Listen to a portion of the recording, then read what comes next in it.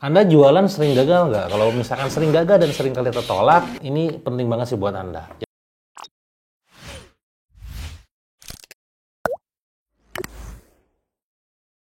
Ya, jadi teman-teman semua, ada 5 hal yang penting harus Anda ketahui kalau misalkan Anda nggak mau gagal dalam berjualan. Langsung itu poin nomor 1, salah niat. Jadi Anda pada saat mulai jualan itu cuma sekedar pengen memperkaya diri, cuma sekedar memberikan sesuatu yang memang apa adanya saja tanpa ada diferensiasi ataupun value, hanya sekedar pengen menyalurkan hobi saja. Emang salah? Nggak salah. Cuman kayaknya niat itu perlu kita perdalam lagi. Apa itu niatnya teman-teman semua?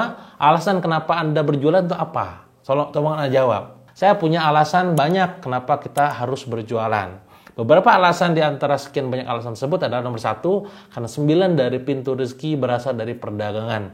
Bayangkan ada 10 pintu, 9-nya itu dagang gitu ya. Nah, maka tugas Anda adalah gimana caranya Anda bisa mendapatkan rezeki, menjemput rezeki itu lewat perdagangan. Karena itu bagian dari sebuah sunatullah. Ternyata 9 dari 10 pintu rezeki gitu. Itu alasan nomor 1. Alasan yang kedua adalah bahwa jualan adalah aktivitas menolong orang yang dibayar. Bayangkan kita nolong orang lain gitu ya. Bedanya adalah kalau kita murni cuma sekedar nolong, ya sudah, pahala doang tuh. Tapi kalau kita berjualan itu, saya ngasih makanan nasi goreng misalkan, atau katakanlah saya jualan fashion syar'i lah misalkan, atau minuman kesehatan lah. Saya menjual produk itu ke orang lain bayar duitnya ke kita. Itu tuh imbasnya, timbal baliknya.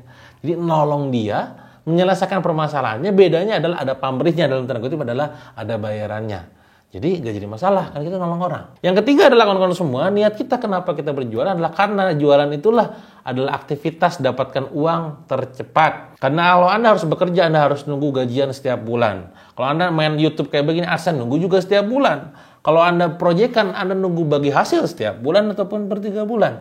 Tapi kalau Anda jualan, hari ini saya jual, Anda bayar, saya langsung dapat duit. Sangat-sangat cepat. Ini adalah 3 dari sekian banyak niat yang bisa ada insya dalam kepala Anda supaya nanti ke depannya makin tepat lagi tuh jualannya dan nggak tertolak dan juga akhirnya nggak gagal. Itu yang pertama, salah niat. Yang kedua adalah kawan-kawan semua yang menjawabkan kenapa akhirnya jualan itu bisa gagal ataupun tertolak adalah karena salah mindset. Apa itu mindset? Mindset adalah tentang pola pikir. Nah, biasanya salah mindset itu biasanya mengakibatkan omset yang tidak tercapai. Nah, maka apa mindset yang perlu kita insya dalam pikiran kita? Terutama yang sifatnya itu fundamental. Contoh, apakah nomor 1, mindset yang harus diinsya dalam kepala kita adalah bahwa rezeki datangnya dari Allah, bukan dari pembeli. Ini mindset yang sangat penting, teman-teman semua. Apa jadinya? Kalau kita meyakini bahwa rezeki datang dari Allah, maka ketika kali ada penolakan, kita gak akan kecewa. Karena sejatinya rezeki sudah Allah atur. Tugas kita hanya berikhtiar, bukan sukses. Tugas kita adalah melakukan apa yang bisa kita lakukan, bukan mendapatkan hasil yang memang kita kejar gitu. Itu poin nomor 1. Jadi mindsetnya adalah dalam pikiran kita, rezeki datangnya dari Allah, bukan dari pembeli. Jangan sampai kalau mikirnya dari pembeli, apapun Anda lakukan untuk menservis pembeli, sebentar lupa minta sama Allahnya. Kedua adalah, yang menggerakkan hati orang lain beli ke kita adalah Allah, bukan penjual. Saya ulangi ya, yang menggerakkan hati pembeli untuk beli ke kita adalah Allah, bukan penjual. Maka keras-kerasnya kita mempengaruhi pembeli juga jangan sampai membuat akhirnya kita merasa jumawa bahwa kita lah yang paling hebat. Karena sungguhnya itulah karena digerakkan hatinya oleh Allah.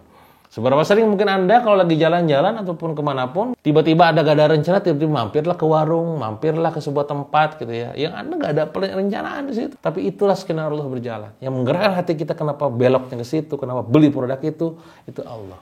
Maka tugas kita adalah apa? Mintanya sama Allah dan jangan juga merasa paling hebat dari sendirinya ya. Yang ketiga adalah mindsetnya. Cara terbaik agar kita melariskan jualan kita adalah tembak servernya langsung. Siapa itu? Yang maha memberi rezeki. Jadi jangan sampai sibuk mempengaruhi pelanggan, sibuk ngurusin strategi penjualan, tapi nggak sibuk memperbaiki diri dan juga segi capacity. Sekali lagi saya sering ulangi, kenapa Allah ini ngasih kita sebulan tuh omset cuma segini-gini aja? Karena itu kayak gelas. Gelas ini kan kalau misalnya segini ada airnya 1 liter lebih gak akan masuk karena kapasitas kita gak mencukupi untuk bisa nampung rezeki sebanyak itu. Maka tugas kita tembak servernya langsung, berdoa yang lebih baik lagi tuh. Bahwa jualan kita ini harapannya tujuannya adalah supaya bisa mendapatkan rezeki yang lebih banyak, harta yang lebih banyak agar bisa apa? Agar bisa sedekah dan infak misalkan. Itu adalah niat yang sangat luar biasa. Mindset itulah yang sudah diinstal dalam kepala Anda tentang nolong orang, setiap produk ada jodohnya ya. Ingat, produk itu ada jodohnya. Jangan sampai nanti Anda merasa bahwa, aduh produk aku mah nggak laku. Ya mungkin belum ketemu jodohnya, tapi tetap harus ada evaluasi juga. Kenapa yang menyebabkan ini penjualannya kok jadi lama? Ada evaluasian di dalamnya. Ya, itu tentang salah mindset. Yang ketiga adalah salah strategi. Apa itu salah strategi?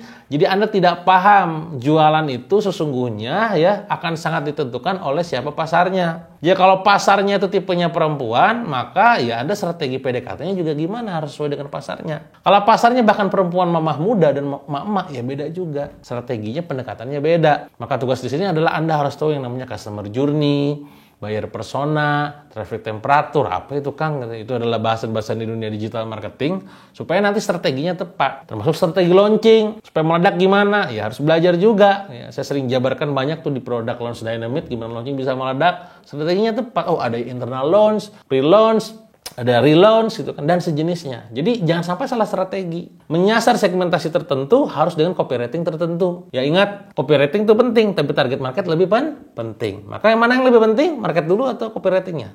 Marketnya dulu. Marketnya siapa? Gunakan copywriting yang tepat. Itu yang ketiga. Jadi salah strategi, pastikan Anda punya strategi yang tepat.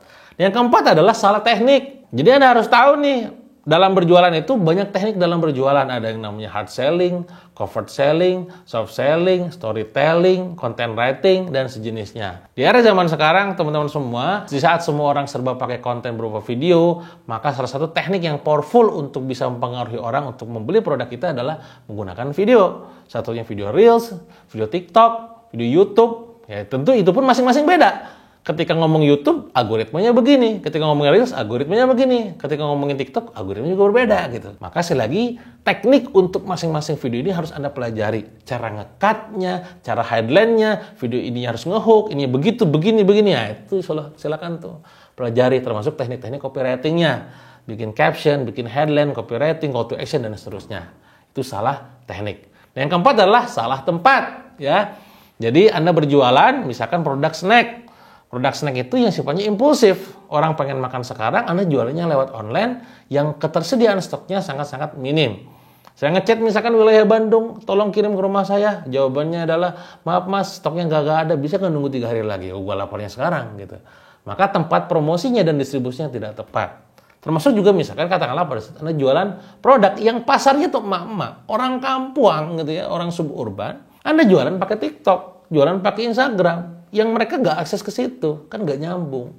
Salah tempat jualan. Nah, 5 kesalahan ini kawan-kawan semua yang bisa membuat Anda gagal dalam jualan. Nah, mulai sekarang, sebelum pada akhirnya nanti gagal, dan jangan sampai amit-amit, perbaiki 5 poin ini dari mulai niatnya, mindsetnya, strateginya, tekniknya, termasuk tempat jualannya. Kebayang? Semoga ini membuat Anda makin kebayang supaya nggak gagal lagi jualannya. Dan saya doakan yang terbaik. Semoga siapapun Anda yang komen di kolom video ini makin laris lagi jualannya, laku keras bisnisnya, dan pastinya makin manfaat buat banyak orang. Sampai jumpa di video berikutnya. Subscribe.